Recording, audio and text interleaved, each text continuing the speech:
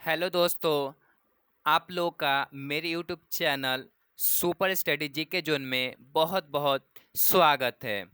आप लोगों को इस वीडियो में आज क्लास 9th का बिहार बोर्ड के लिए सब्जेक्ट भूगोल का चैप्टर 7 है, जिसमें हमारा टॉपिक है बांग्लादेश। तो इस चैप्टर को हम एक्सप्लेन करके पढ़ा दिए हैं, तो आप हमारे चैनल में के प्लेलिस्ट में जाकर इस चैप्टर को पढ़ सकते हैं। और इस वीडियो में आज हम आप सभी को इस चैप्टर का प्रश्न उत्तर बताएंगे। चलिए इस वीडियो में आप लास्ट तक बने रहें।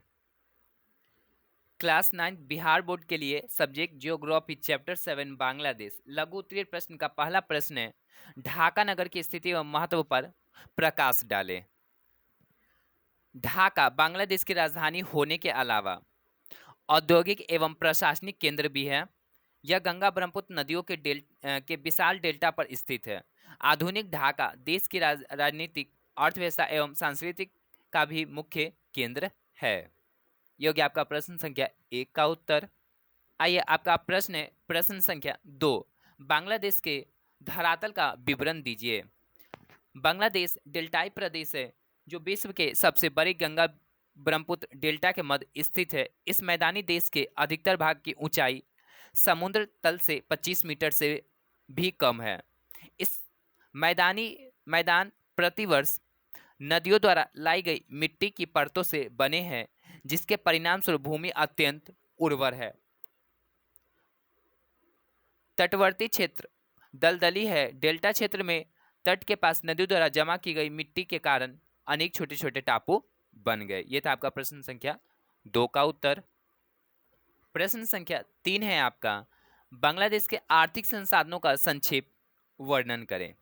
बांग्लादेश की अर्थव्यवस्था कृषि पर निर्भर है। यहाँ के आर्थिक संसाधनों में कृषि, खनिज और उद्योग प्रमुख है। यहाँ जूट, सूती वस्त्र, कागज और मछली उद्योग विकसित है।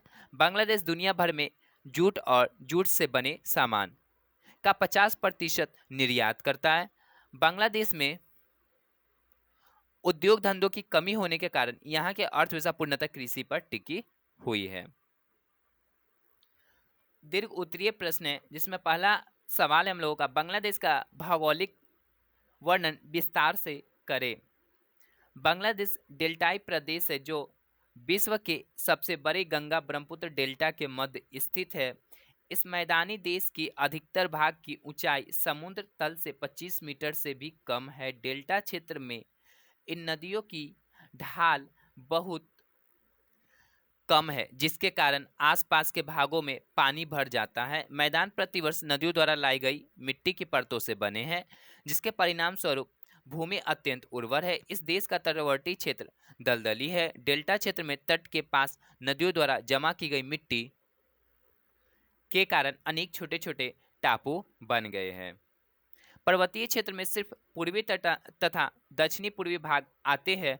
चटगांव तथा सिलहट क्षेत्र में कम ऊंचाई के पर्वत श्रृंखलाएं का विस्तार है। इन पहाड़ियों के मध्य में पर्वतीय दर्रे है। बांग्लादेश के कुल क्षेत्र का 6.7% भाग पर वन पाए जाते हैं। वर्षा की अधिकता के कारण वृक्षों की वृद्धि तेजी से होता है। चटगांव और सिलहट के पर्वतीय भाग में सदाबहार वन पाए जाते हैं। मैदानी भागों में कहीं कहीं घास भी पाई जाती है। तो यह था आपका दीर्घ उत्तरीय प्रश्न का उत्तर। और दोस्तों, आप इस प्रश्न उत्तर को अपने कॉपी में जरूर बनाएं, ताकि आप एग्जाम में इसे बना सके, सॉल्व कर सके, और ऐसे ही हमारे यूट्यूब चैनल को सपोर्ट करते रहे गाइस। इस वीडियो को देखने के लिए आपका धन्यवाद।